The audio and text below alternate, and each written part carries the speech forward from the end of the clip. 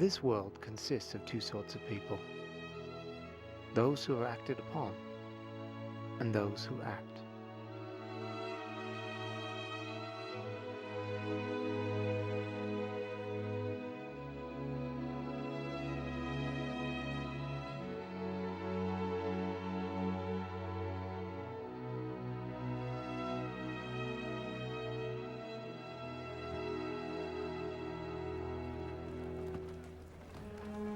My father, a stonemason named John Romoyle, was always one to act.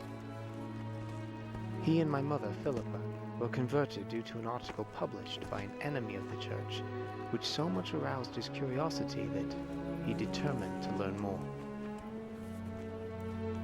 But rest assured, those accusations are false. I bear testimony to you. They agreed to baptism on the very night they were taught the gospel. On April 11th, 1856, the family left Plymouth, England, and heeded the call, "Come to Zion." After arriving in Boston, they rode by rail to Iowa City, where Father hoped to purchase a wagon to cross the plains to Salt Lake. When he learned there were none to be had, a different mode of travel was presented.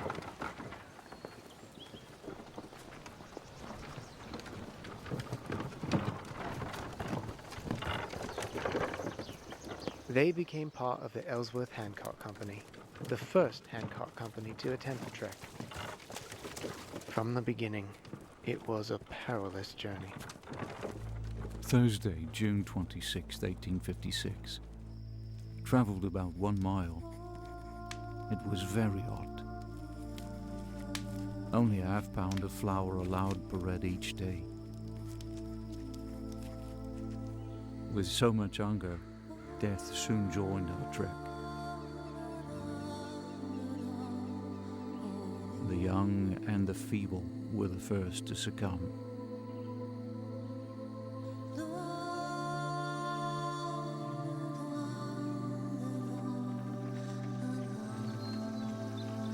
July 26, 1856.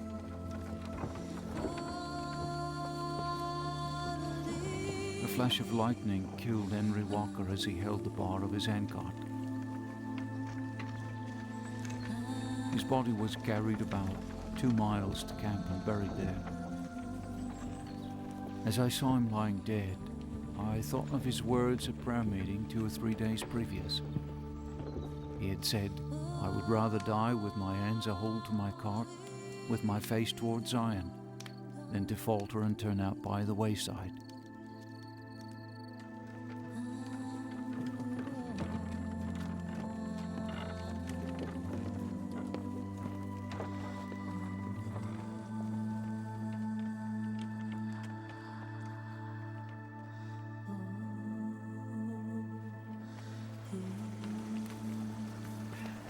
My father was a great strength to the entire company. Stephen, help the others! He was so concerned about imposing on others, he refused to let anyone else push or pull his cart.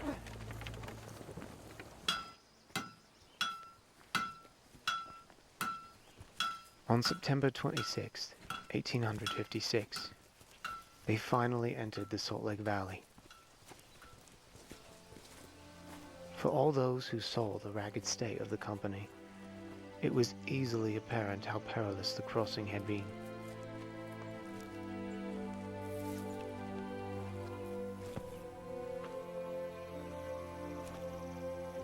In all, 16 persons in the company had died. One of Brigham Young's counselors, Jedediah M. Grant, wept as he looked at Father's hands, still clutching the bar of his cart and looking for all the world like the claws of a bird. The Perpetual Immigration Fund allowed me, James Moyle, to come to the Salt Lake Valley earlier. Father had taught me the masonry trade, and I had been working and saving to bring my family to America.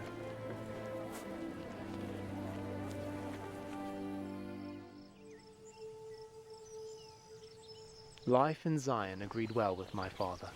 who quickly recovered and set about trying to find a place to settle. After earnest prayer, he chose 160 acres in what later became Alpine Utah, which he carved out of the wilderness despite constant threats from cougars, bears, and hostile Indians.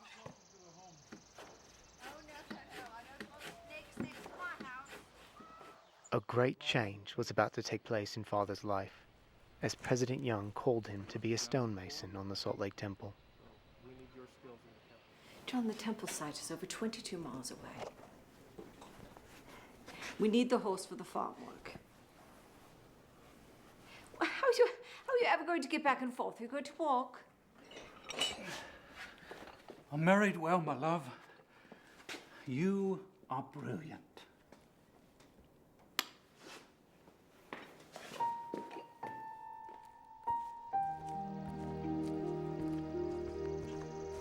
He knew the Lord provides a way to accomplish the things he asks, and my father never was one to make excuses. Though he was partially compensated for his efforts, he approached the task with unusual dedication and zeal, even for John Romoyle. On Mondays, he would rise at 2 in the morning in order to arrive at the temple site by 8 o'clock with the other workers.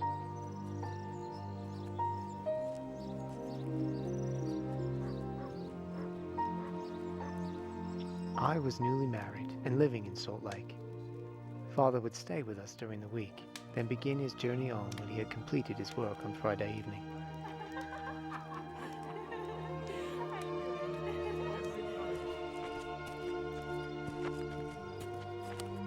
He would arrive home about midnight.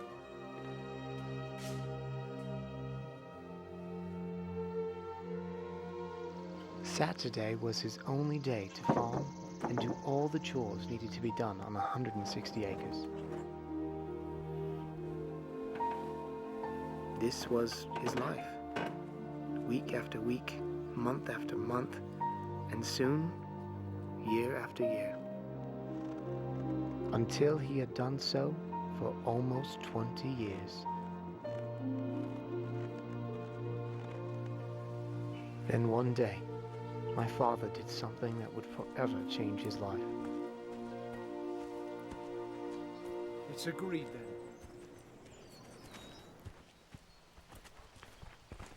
Her name was Old Lindy, and she came from a herd on Antelope Island. She was the first cow the family ever owned, a cow that turned out to be more than anyone had bargained for. Father had been working on the temple's beautiful circular staircases when he came home early one evening to help the family with chores.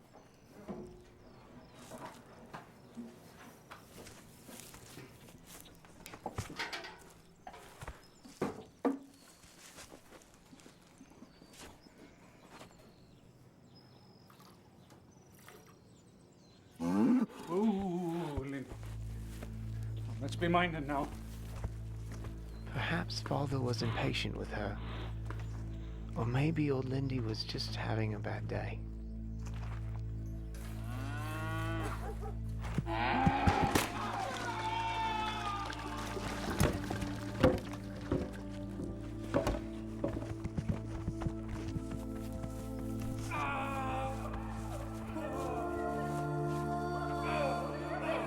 Lindy's kick caused a terrible compound fracture, with bone breaking through the skin.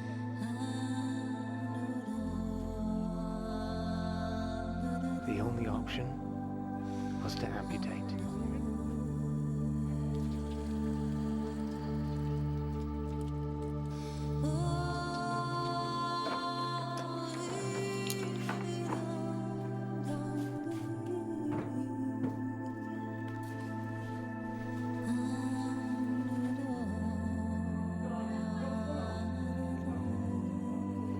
His leg was cut off just below the knee with a buck saw. But as terrible as the amputation was, the worst fear was infection.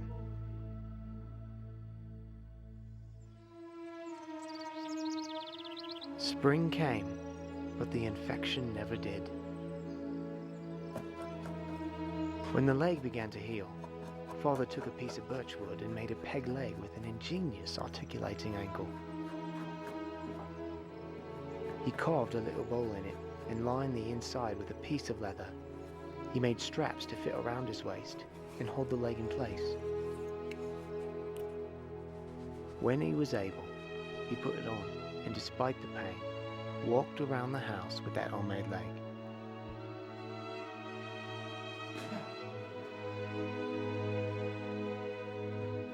Eventually, he made it around the yard, and then the entire farm.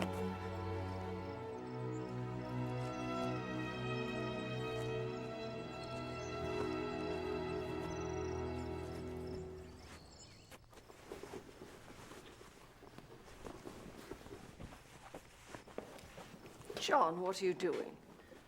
I'm packing. To go where? To Salt Lake? Oh, John, why do you have to go to Salt Lake? I don't recall being released as a stonemason, do you? Oh, my dear sweet husband. There is work enough to do in the kingdom here. You're only a stonecutter. I'm sure the Lord has plenty of people in Salt Lake to carry on with that calling. But 'tis my calling. And callings are seldom convenient, are they, my love?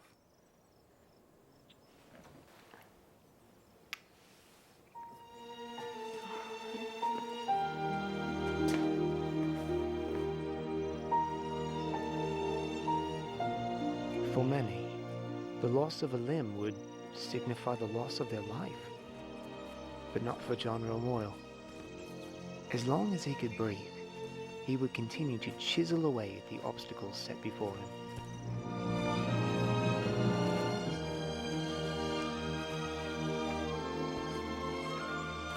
In 1885, John Romoyle once again chose to act and limped the 22 miles to the Salt Lake Temple, and as a 77-year-old man climbed 100 feet of scaffolding and continued his duty as a stonemason on the Salt Lake Temple. There are two sorts of people on this earth. I watched my father for many years. He was the sort that acted.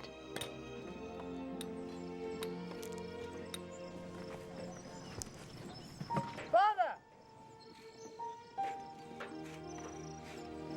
I love you, Father.